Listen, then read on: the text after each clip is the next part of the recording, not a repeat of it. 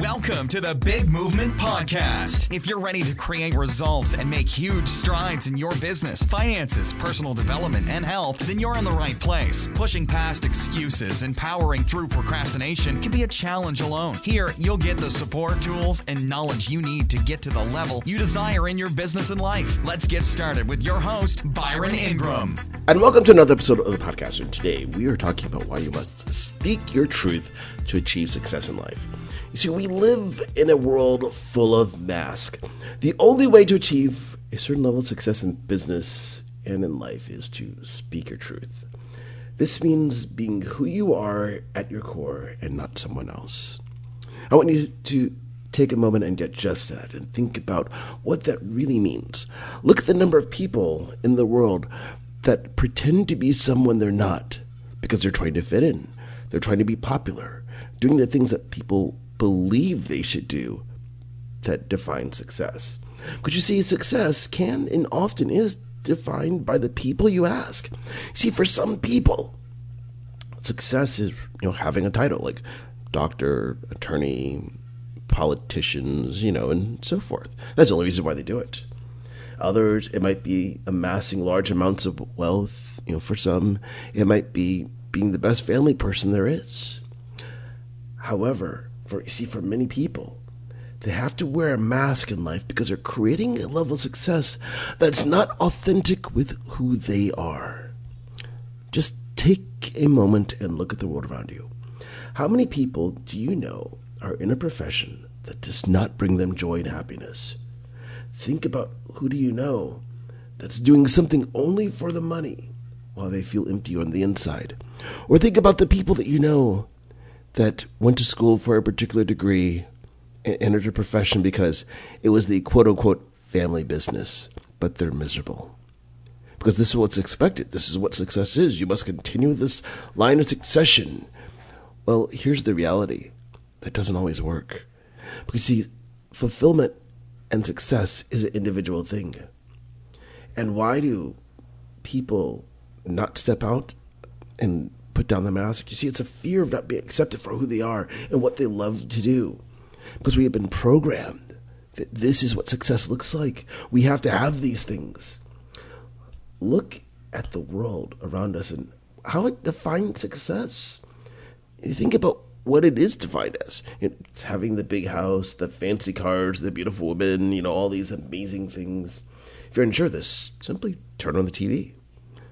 Look at any TV show. What does it define as success? You see the successful people, they're driving the fancy cars, big, beautiful house. You see beautiful people on TV. You don't see anything other than that. Yet, when you look at people who are not happy, they might have all these things, but they're not fulfilled. So what does speaking your truth have to do with any of it? You see, if you want to live a life of fulfillment, you must first look for what brings you joy and happiness in your day. See, for some individuals, it can mean changing professions. And for others, it may mean moving from one part of the country or the world to another. It will completely depend upon your individual situation. See, a simple way for you to know what brings you fulfillment in life is to ask yourself a single question. If you could do something you love every day that impacts the lives of others positively without worrying about money, what would it be? You see, this simple question will help you gain that insight into what truly brings you fulfillment. See, when we remove money from the equation, we're forced to examine what completes us internally and not just fills the pocketbook. And you see, does this mean that you give up making money? No. What this means is that you start loving what you're doing at a deeper level. And then you're excited about it every day. Instead of when you wake up, let's say on a Monday morning, you look at the clock and go, oh, crap, it's Monday. You're not excited. Think about how many people in the mornings are not happy about having to go back and repeat the cycle of work every single day.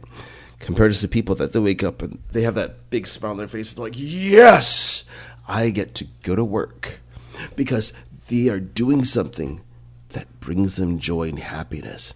And see, that's why this exercise matters so much. You have to uncover what is it that brings you this happiness. And it's not something that a person can prescribe to you. You can't go to a doctor and say, well, I think you need to do this one thing and take 2 pills and call it a day. No. It's something that you have to discover. You have to do that self-work to look inside and determine, what is it that makes you happy? Because you see, like I said, for some people, it might be being the best family person. For some, it might be, running the family business because it brings them joy and happiness, because they love doing that. The key thing is that it's something that you love to do. And then when you're trying to discover what it is, it's going to be a journey, because often the things that you thought made you happy were things that people told you, well, this will make you happy. And you're like, okay, and you do it. But then over time you realize it feels numb.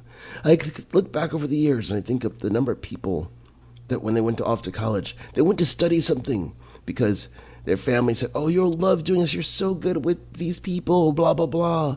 So they did it with that false sense of happiness because people told them what they'd be happy doing. But here's the little kicker. When people started actually doing it, they realized, well, this sucks. And then they had to change gears. So this is why we must learn to listen to ourselves on the inside, because only we know ourselves. What is it that brings us true levels of happiness and joy? It's not something that someone else can easily just give you and just say, hey, take 2 pills and ta-da, it's there. And here's the other thing. It's going to change over time. Nothing says that you're going to do this one thing from the time, let's say, that you're 18 until the time that, say you're in your 70s or 80s, and you're going to be totally filled by it. You're going to want to explore new things. Look at the world of how it changes. There's that curiosity. Be willing to embrace that and just dive into it, of what you want, because that is going to make the difference in your life. Because no longer are you going to do something because it just pays the bills. And don't get me wrong, that's really important. But what you're really going to be thinking about is, what can you do that impacts the lives of others? And you see, it doesn't really matter what you do if you're worried about, oh, how am I going to make a living? You can make a living doing almost anything in the world out there. But not every living out there will make you happy. So I want you to leave with that parting thought. Keep in mind of not everything out in the world that you do for a living will make you happy. So it's more important to focus on living the life that brings you fulfillment and take that to the bank. So do me a favor. Go ahead and share this episode out there, because someone needs to hear this message today that's walking around looking for that life of fulfillment and needs that catalyst to put them on the path of what's going to make them feel a little bit better and start doing the things that bring them the joy and happiness they've been searching for. Thanks for listening to the Big Movement Podcast today. And be sure to subscribe so you don't miss an episode. Now that you've surely been inspired to take your entrepreneurial career and business to the next level, you can stop by the website and get more. And if you're ready to boost your business brand, be sure to grab your free report, 7 Easy Steps to Build Your Brand Today.